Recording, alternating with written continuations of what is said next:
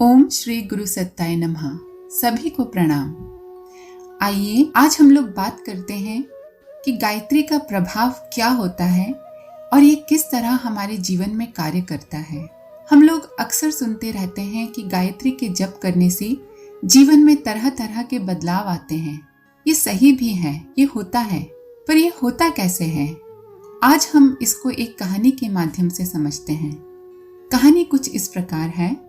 एक बार अकबर और बीरबल यमुना नदी के किनारे ठंडी हवा का आनंद लेते हुए टहल रहे थे।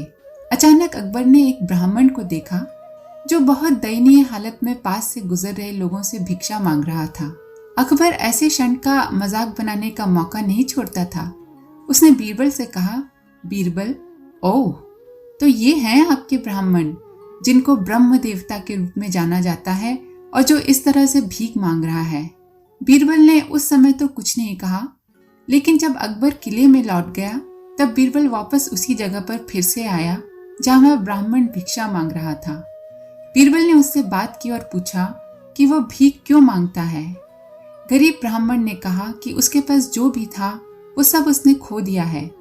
कोई धन अथवा आभूषण नहीं है, कोई काम भी नहीं है, कोई भूमि और कोई भी जीवन यापन के संसाधन नहीं शेष रहे, इसलिए वो अपनी परिस्थितियों के अधीन होकर परिवार के भरण पोषण हेतु एक भिखारी होने के लिए मजबूर है। बीरबल ने उससे पूछा कि वह एक पूरे दिन में कितना पैसा कमा लेता है। गरीब ब्राह्मण ने उत्तर दिया कि वह एक दिन में कुछ 6 से 8 अशर्फियां कमाता है।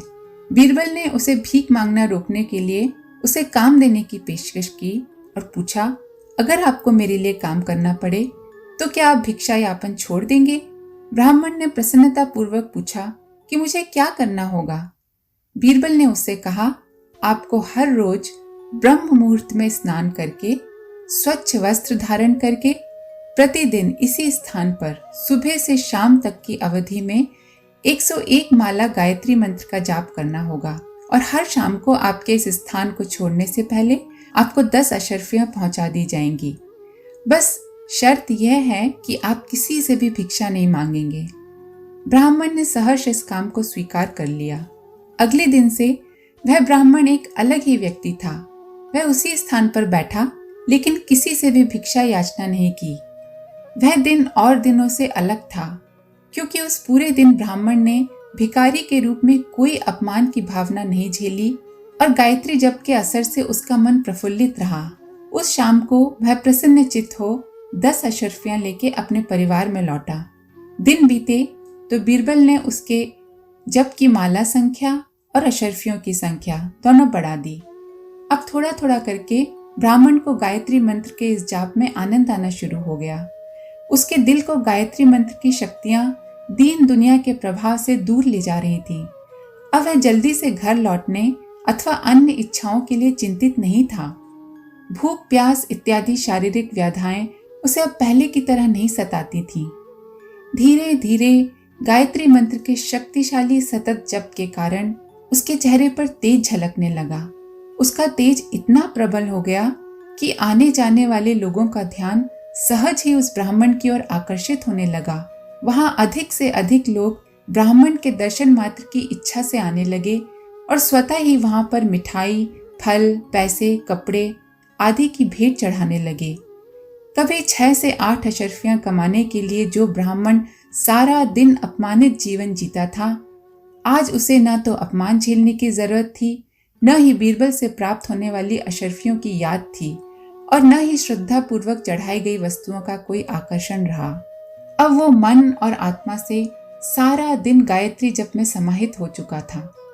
जल्द ही ये खबर कि वहां एक महान योगी संत का आगमन हुआ है सारे शहर में प्रसिद्ध हो गई, परंतु उस ब्राह्मण को स्वयं इस प्रसिद्धि का पता नहीं था।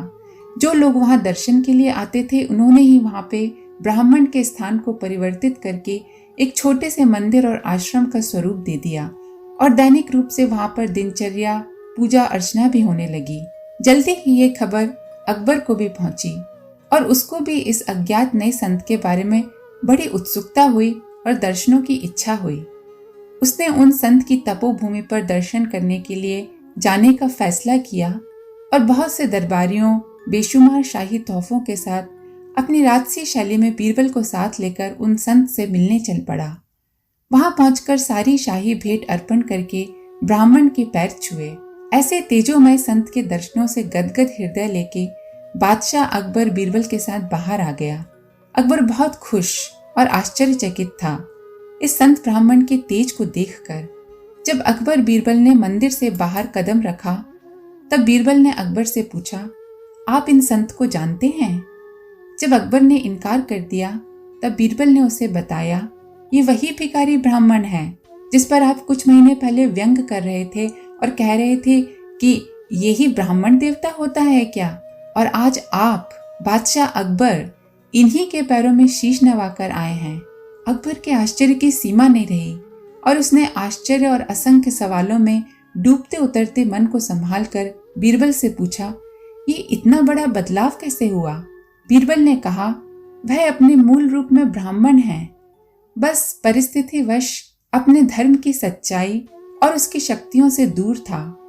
उसने अपने धर्म के असीमित कोश से मात्र गायत्री मंत्र स्वरूप एक उपाय रूप सन्मार्ग पुनः अपना लिया।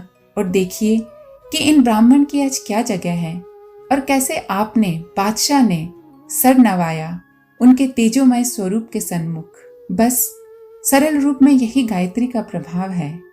जब गायत्री जीवन में आती है तो अंग प्रत्यंग, मन, मस्तिष्क सब बदल देती है।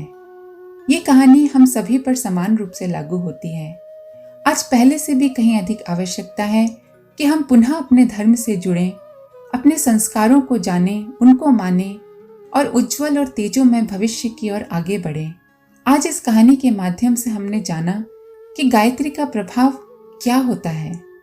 आपको कैसा लगा हमें कमेंट करके जरूर बताइएगा। आशा करते हैं आपको ये कहानी पसंद आई होगी।